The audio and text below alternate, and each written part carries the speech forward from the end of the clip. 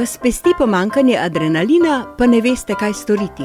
Morda bi vam koristilo, ko bi se podali na lov za očetom.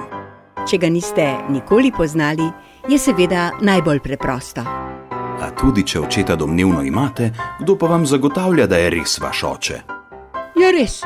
Kje pa piše, da nimate pravice poskusiti najti kakega bolj reprezentančnega? Očka zdaj iščemo, naj se javi sam.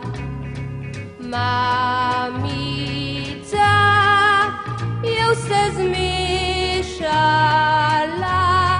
ne bi nekdo nekaj, niti kje in kdaj. Mamica je res zmišana. Torej, recimo, da ste tudi vi med tistimi, ki se nameravajo to jesen posvetiti primerjalnemu rodoslovju in raziskati, kdo bi utegnili biti vaši slavni predniki.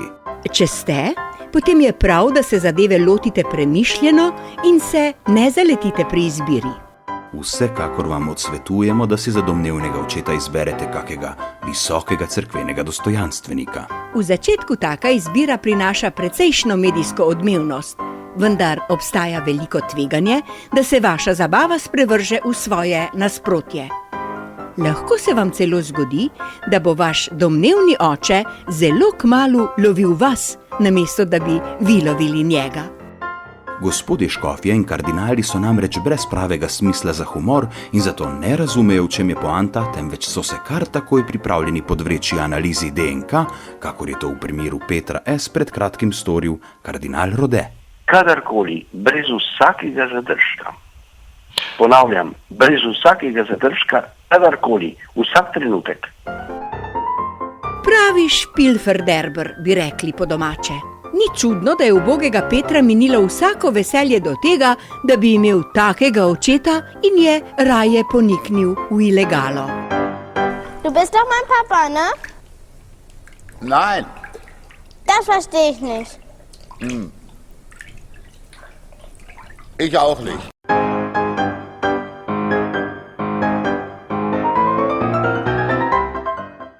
No, morda pa sodite med tiste, za katere je vsakovrstno preigravanje poseben izziv. Se pravi, da radi driblate? Potem se ozrite po fantih v kopačkah in domnevnega očeta izberite med njimi. Medijska odmevnost bo sicer nekaj manjša kot v prejšnjem primeru, a izgubljeno lahko na vse zadnje nadomestite z debato o tem, čigava bi utegnila biti Šmarna gora. Hey you! Get off my mountain! Hey you! Get off my cloud! Hey you! Get off my mountain! You're just trying to...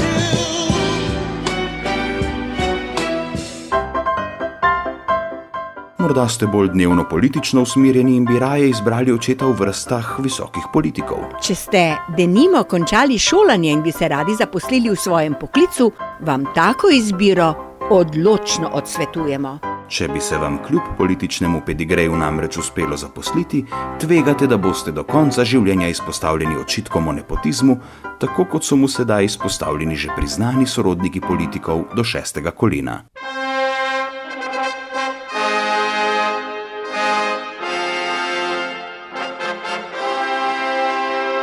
Precej manj tvegano je, če se pri izbiri očeta namesto po politikih ozrete po kronanih glavah.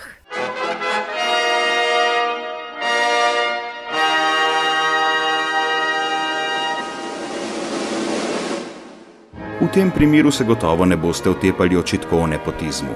Pri plemstvu je to pač nekaj najbolj običajnega. Če ste dovolj svobodomiselnih nazorov si za očeta, lahko umislite tudi kraljico.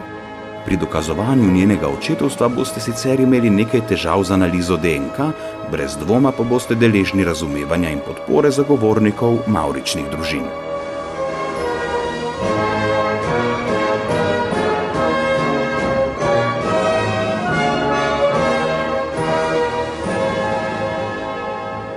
Privlačno in adrenalinsko je imeti tudi očeta, filmsko zvezdo.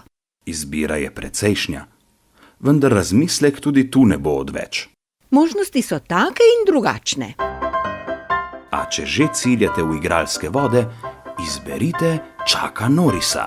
Če vam uspe in mu dokažete očetovstvo, vam še smrt ne bo mogla do živega. In očetovstvo mu boste dokazali zlahka. Sej veste tisto.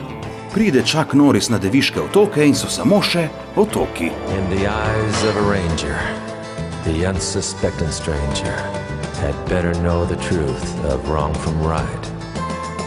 'Cause the eyes of the ranger are upon you. Any wrong you do, he's gonna see. When you're in Texas, look behind you. 'Cause that's where the ranger's gonna be.